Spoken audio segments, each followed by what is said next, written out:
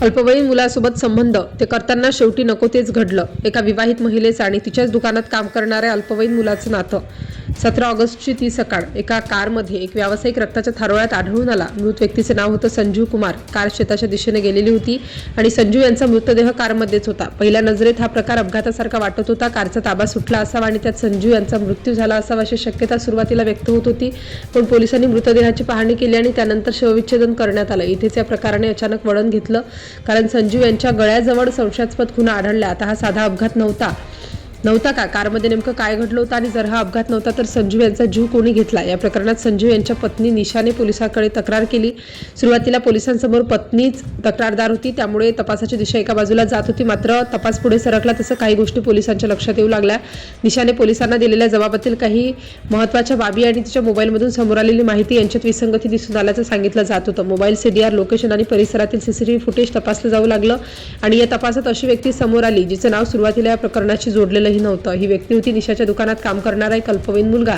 पोलिसांच्या तपासानुसार निशा आणि या मुलामध्ये कथित जवळीक निर्माण झाली होती। हे नातं नेमकं किती काळापासून होतं, त्यामागे काय परिस्थिती होती आणि संजीव यांना त्याची माहिती होती का, याचा तपास सुरू झाला। पण एवढ्यावरच प्रकरण थांबत नव्हतं, कारण तपास जसा पुढे जात होता तसतसं संजीव यांच्या हत्येमागे आधीपासून आखलेला कट रचल्याचा संशय पोलिसांना येऊ लागला।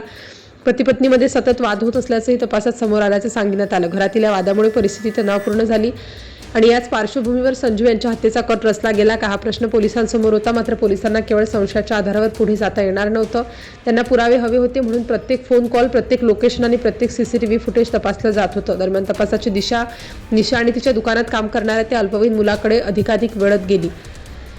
आता प्रश्न असा होता की तो संजू यांना नेमकं कुठं आणि कसं लक्ष करण्यात आलं। पोलिसांच्या तपासानुसार 16 ऑगस्ट रोजी वाढदिवसाच्या पार्टीचं कारण पुढे करण्यात आलं। संजू यांच्यासोबत रामनगरला जाण्याचं नियोजन करण्यात आलं। बाहेरून पाहता हा एक साधा प्रवास वाटत होता, पण पोलिसांच्या मते याच प्रवासाच्या आड एक भयंकर कट रचलेला होता।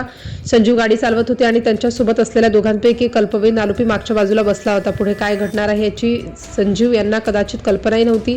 परतीच्या प्रवासात अचानक परिस्थिती बदलली। पोलिसांच्या तपासानुसार मागे बसलेल्या अल्पवयीन आरोपीने बेकायदेशीर शस्त्रातून संजीव यांच्यावर गोळी झाडली। गोळी लागल्यानंतर कारचा ताबा सुटला आणि कार शेताच्या दिशेने गेली। काही क्षणापूर्वी ज्या कारमध्ये सामान्य प्रवास सुरू होता त्याच कारमध्ये आता रक्ताचा थर साचला होता। संजीव यांचा मृत्यू झाला होता आणि त्यानंतर आरोपी घटनास्थळावरून निघून गेले असं तपासात सांगण्यात आलं।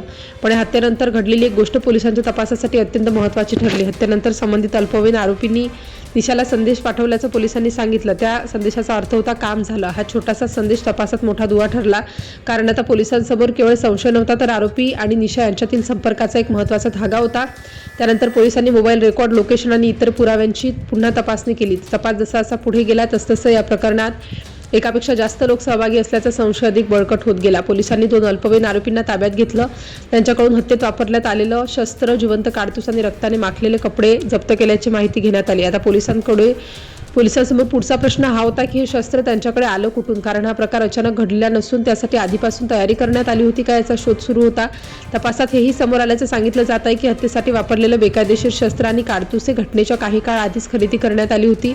म्हणजेच पोलिसांच्या मते ही घटना क्षणिक रागातून घडलेली नसून त्यामागे पूर्वनियोजन असण्याची शक्यता होती। आणि इथेच तपास पुन्हा निशाकडे येऊन थांबला। ज्या महिलेने सुरुवातीला पतीच्या मृत्यूची तक्रार पोलिसांकडे केली तिच्याच भूमिकेवर पोलिसांना संशय आला होता।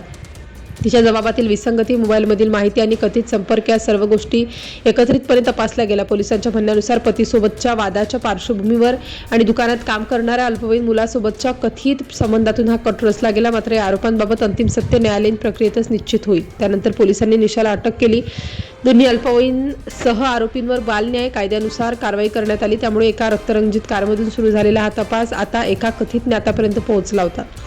सुरुवातीला अपघात वाटणारा मृत्यू, त्यानंतर संशयास्पद खुणा, मग पत्नीच्या जबाबातील विसंगती, त्यानंतर मोबाईल लोकेशन आणि CCTV, दुकानातील अल्पवयीन मुलाचा धागा आणि शेवटी कथित कटाची माहिती, या सगळ्या गोष्टी एका मागोमाग एक समोर येत गेल्या।